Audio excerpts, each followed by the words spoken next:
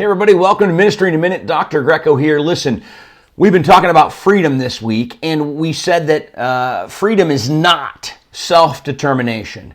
And in the scriptures, God uses freedom as a description of how we should separate ourselves, or God allows us to choose to be separated from sin and choose Him. Okay? But one of the other things that Jesus discusses when it comes to freedom is freedom of thought. And there's this discourse in John 8 where Jesus says, "Then you'll know the truth, and the truth shall set you free." In that same section of teaching, he also talks about the devil and how the devil wants to bind us up and how he's a liar. And in the middle of that, Jesus says, if I set you free, you'll be free indeed.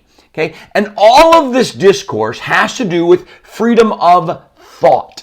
See, what Jesus is teaching us is that how we understand things, how we view the world, how we decipher information, we have to make a choice. Often freedom, and we think of free will, freedom and choice are connected in the scriptures.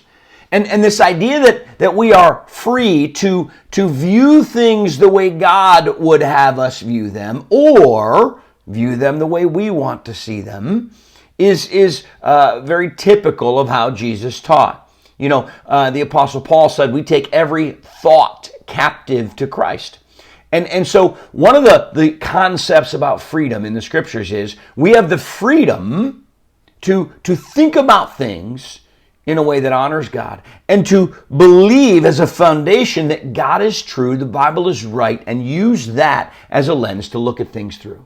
And so the freedom of thought will then lead to the freedom of action. So we're free from sin, we're free to think. Tomorrow we'll talk about how we are free to act. We'll see you tomorrow for another Ministry in a Minute.